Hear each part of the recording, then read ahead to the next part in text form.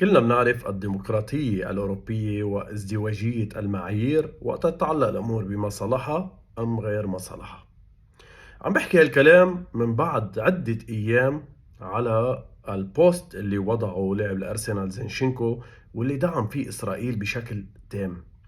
كلنا بنتفهم وقتها زينشينكو كان يطلع يبكي بالمؤتمرات الصحفية وقت كان بلاده عم تتعرض للقصف.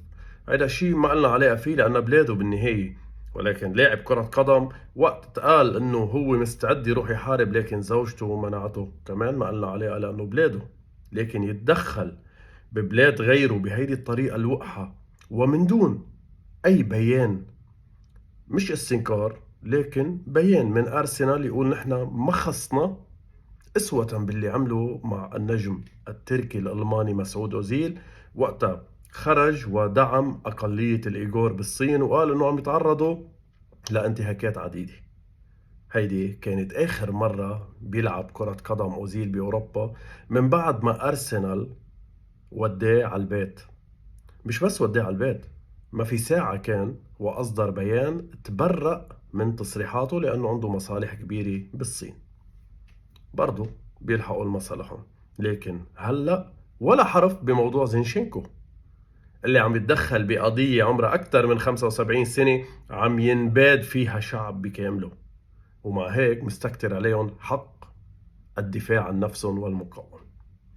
هذه ازدواجية المعايير وهيك بتذكرني كمان بشغلة صارت معي. كلنا بنعرف انه جمهور سيلتيك الاسكتلندي داعم كبير للقضية الفلسطينية، وبأغلب مباريات الموسم بيرفعوا الأعلام الفلسطينية واليافطات المؤيدة.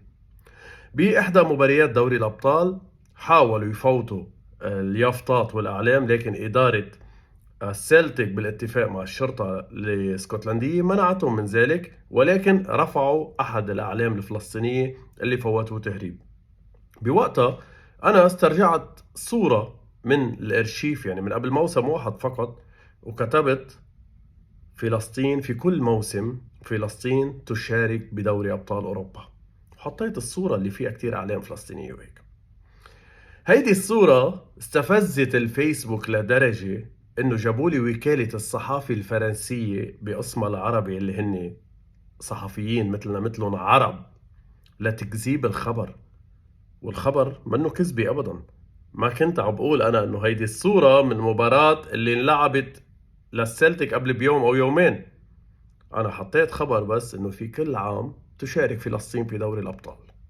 هيدا الشيء خلى صفحتي على الفيسبوك تتعرض للعديد من التأييد، للعديد من الانذارات، مش تأييد التأييد الدعم يعني، لا التقييد، الريستريكشن، وتعرضت للعديد من الانذارات وتعرضت لكتير ريبورتس.